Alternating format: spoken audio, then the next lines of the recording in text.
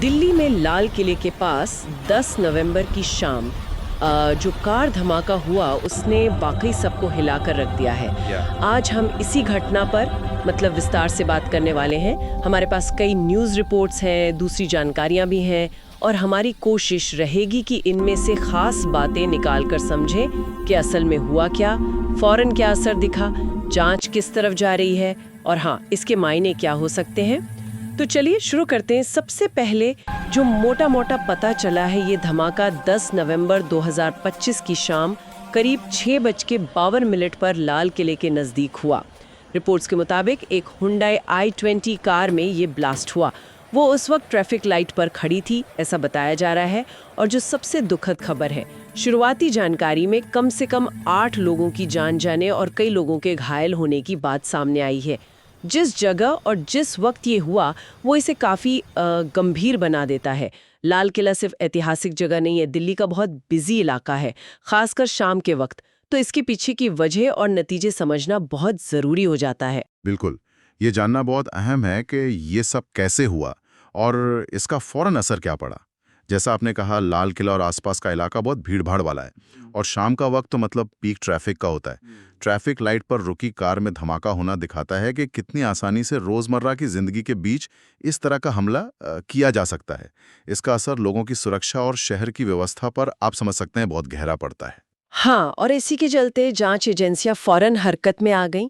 Police इसे सीधे सीधे आतंकवाद से जोड़कर देख रही है और यूएपीए यानी गैर कानूनी गतिविधियां रोकथाम अधिनियम के तहत केस दर्ज किया गया है। ये अपने आप में बताता है कि मामला कितना संगीन माना जा रहा है। मौके से विस्फोटक के सैंपल भी मिले हैं जिनकी फॉरेंसिक जांच चल रही है।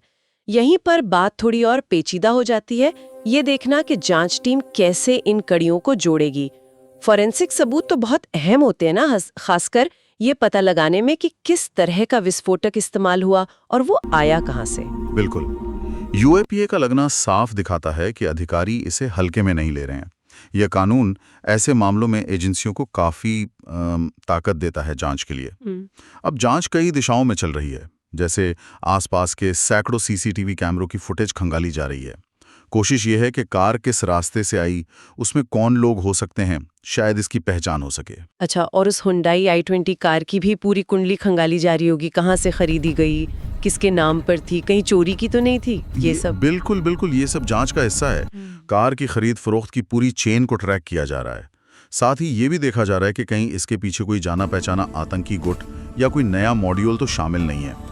ये काफी उलझी हुई प्रक्रिया होती है जिसमें अलग अलग एजेंसियां मिल के काम करती हैं और हर छोटे से छोटे सुराग को जोड़ने की कोशिश करती हैं।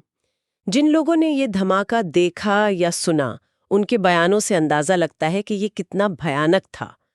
एक रिपोर्ट में किसी चश्मदीद का जिक्र है जिसने बताया कि धमाका इतना जोरदार था कि आसपास खड़ी गाड़ियां, ऑटो रिक्शा, यहाँ तक कि पास के बाजार की कुछ दुकानें तक हिल गई। लोगों की चीख पुकार मची हुई थी। मंजर वाकई दिल दहला देने वाला रहा होगा। हाँ, ऐसी घटनाओं का सिर्फ शारीरिक नुकसान नहीं होता, लोगों के मन पर भी बहुत गहरा असर पड़ता है। एक डर का, असुरक्षा का माहौल बन जाता है और इसी के मद्देनजर फौरन सुरक्षा के कदम उठाए गए हैं।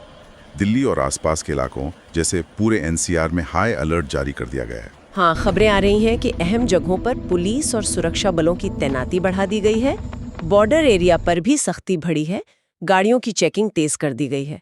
एक रिपोर्ट में गुजरात सीमा पर जांच तेज करने का भी जिक्र था। क्या इसका मतलब है कि खतरा सिर्फ दिल्ली तक सीमित नहीं माना जा रहा? देखिए, ये एक स्टैंडर्ड प्रोसीजर भी है। असल में जब भी ऐसी कोई बड़ी घटना होती है तो आसपास के राज्यों और खासकर सीमाओं पर चौकसी बढ़ा दी जाती है। ये दिखाता है कि एजेंसियां किसी भी तरह की आशंका को नजरअंदाज नहीं करना चाहती और किसी भी संभावित कनेक्शन या फॉलोअप अटैक को रोकने के लिए पूरी तरह सतर्क हैं।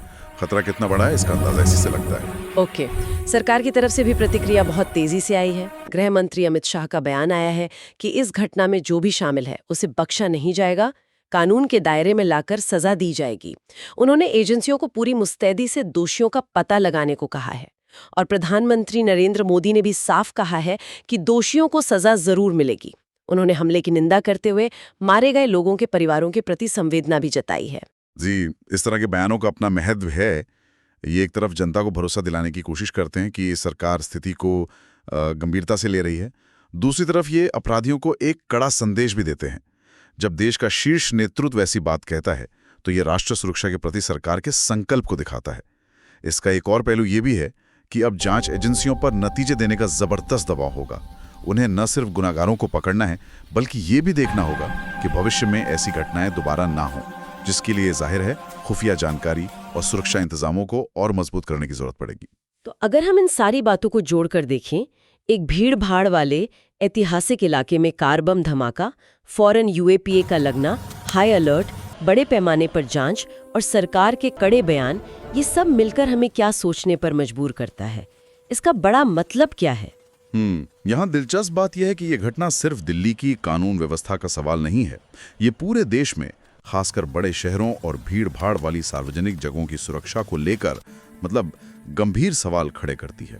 लाल किले जैसी जगह जो सिर्फ ऐतिहासिक नहीं बल्कि हर वक्त लोगों और टूरिस्टों से भरी रहती है, वहां इस तरह का हमला होना हमारे मौजूदा सुरक्षा इंतजामों पर उंगली उठाता है। तो क्या ये माना जाए कि कहीं ना कहीं कोई चूक हुई, या ये ऐसी घटनाएं हैं जिन्हें रोकना बेहद मुश्किल है? देखिए, ये कहना अभी जल्दबाजी होगी कि कोई खास चूक हुई या नहीं। जांच अभी चली रही है, लेकिन ये जरूर है कि ऐसी घटनाएं शहरी सुरक्षा की चुनौतियों को उजागर करती हैं। क्या हमारे सुरक्षा प्रोटोकॉल काफी हैं? क्या खुफिया जानकारी इकट्ठा करने और उसे सही समय पर साझा करने में कोई कमी रह गई? या फिर जैसा आपने कहा, घनी आबादी वाले इलाकों में ऐसे हमलों को पहले से भांपना और रोकना वाकई बहुत मुश्किल काम है। ये सवाल अब और ज्यादा जोर से पूछे जाएंगे, ये तो तय है। सही कहा। जांच पूरी होने और सारे तथ्य सामने आने में अभी वक्त लगेगा, जैसे कि इसके पीछे कौन लोग थे, उनका मकसद क्या था, विस्फोटक कहाँ से आया वगैरह। लेकिन ये साफ है कि एक बड़ी घटना है जिसके असर लंबे समय तक महसूस किए जा सकते हैं, न सिर्फ दिल्ली में बल्कि पूरे देश की सुरक्षा नीतियों पर। तो संक्षेप में देखें तो दिल्ली में लाल किले के पास एक कार बम धमाका हुआ जिसमें कम से कम 8 लोगों की मौत हुई और कई घायल हुए। घटना 10 नवंबर 2025 की शाम की है। जांच यूएपीए के तहत आतंकवाद के एंगल से हो रही है। इसमें फोरेंसिक सबूत, खासकर विस्फोटक के सैंपल, सैकड़ों सीसीटीवी फुटेज की जांच और धमाके में इस्तेमाल हुई Hyundai i20 कार के बैकग्राउंड की पड़ताल शामिल है। सरकार के उच्चतम स्तर से गृह मंत्री और प्रधानमंत्री ने दोषियों के खिलाफ कड़ी कार्रवाई का भरोसा दिया है। बिल्कुल। और अगर हम इसे बड़ी तस्वीर में रखकर देखें तो ये घटना सिर्फ एक दुखद खबर से कहीं ज्यादा है। ये हमें शहरी सुरक्षा के इंतजामों, सार्वजनिक जगहों पर हमारी अपनी सतर्कता और ऐसी घटनाओं की जांच कितनी जटिल होती है, इन सब बातों को समझने का मौका देती है। ये दिखाती है कि हमारे बड़े शहरों में, खासकर ऐसे इलाके जो ऐतिहासिक हैं और जहां खूब भीड़ रहती है, वहां सुरक्षा बनाए रखना कितना बड़ा चैलेंज है। ये हमारे इंटेलिजेंस नेटवर्क कितना कारगर है, अलग अलग सुरक्षा एजेंसियों के बीच तालमेल कैसा है और हम टेक्नोलॉजी का कितना बेहतर इस्तेमाल कर पा रहे हैं निगरानी के लिए, इन सब पर भी रोशनी डालती है। और जाते जाते एक सवाल सोचने के लिए छोड़ जाते हैं। किसी बहुत ही व्यस्त और सांकेतिक रूप से महत्वपूर्ण जगह पर कार बम का इस्तेमाल होना और लगभग फौरन आतंकवाद निरोधक कानून यूएपीए का लागू हो जाना, ये अपने आप में किस तरह के खतरों की तरफ इशारा करता है? और क्या ये हमारे घनी आबादी वाले शहरों में ऐसे हमलों को पहले से पहचानने और रोकने में हमारी एजेंसियों के सामने खड़ी असली मुश्किलों के बारे में कुछ गंभीर सवाल नहीं उठाता?